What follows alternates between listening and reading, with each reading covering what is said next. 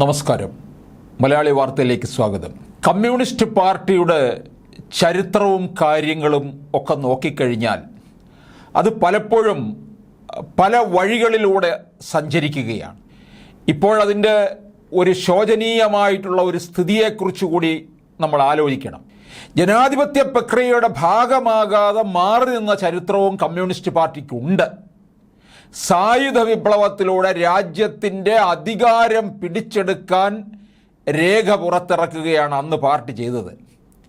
ഇന്ത്യയുടെ സ്വാതന്ത്ര്യം പോലും പാർട്ടി അംഗീകരിച്ചത് നമുക്കറിയാം ഈ അടുത്ത കാലത്താണ്.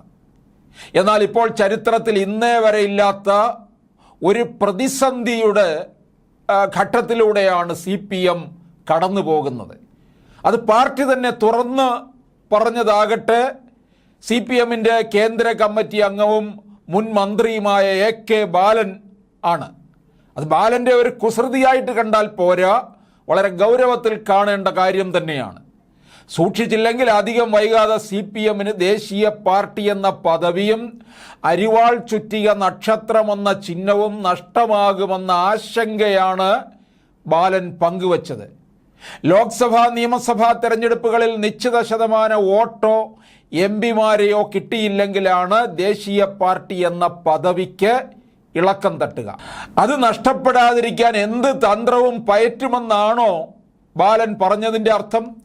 പാർട്ടിയുടെ നിലനിൽപ്പ് തന്നെ അപകടത്തിലാവുന്ന ഈ അവസ്ഥയിലേക്ക് എത്തുമോ എന്ന ആശങ്ക ബാലൻ പങ്കുവയ്ക്കാൻ എന്തായിരിക്കും കാരണം? ഒരു പാർട്ടിക്ക് ദേശീയ പാർട്ടി എന്ന അംഗീകാരം ലഭിക്കാൻ ചില മാനദണ്ഡങ്ങളുണ്ട്. അതിലൊന്ന് തെരഞ്ഞെടുപ്പുകളിൽ ലഭിക്കുന്ന വോട്ടാണ്.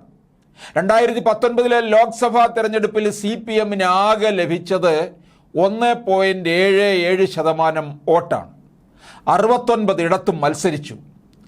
ആകെ ജയിച്ചതും 3 ഇടത്ത്.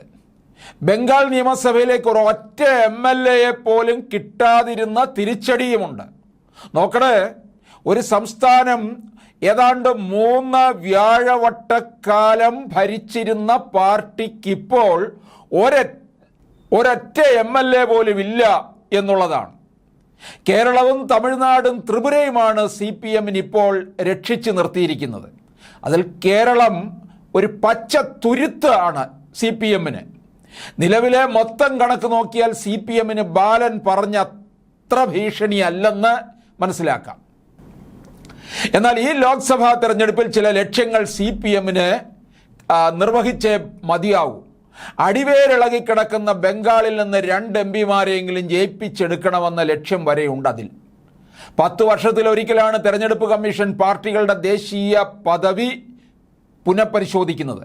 അങ്ങനെ നോക്കുമ്പോൾ CPMന് ആശ്വസിക്കാനും ആശങ്കയ്ക്കും വകയുണ്ട്. ദേശീയ പദവിയും ദേശീയ ചിഹ്നവും CPMന് നഷ്ടമാകുമെന്ന ബാലൻ്റെ പ്രസംഗം കേട്ട് പാർട്ടി ആശങ്കപ്പെടേണ്ടതുണ്ടോ? ഈനാമ്പേച്ചി, മരപ്പട്ടി, നീരാളി ചിഹ്നങ്ങളിൽ CPM മത്സരിക്കേണ്ടി വരുമോ?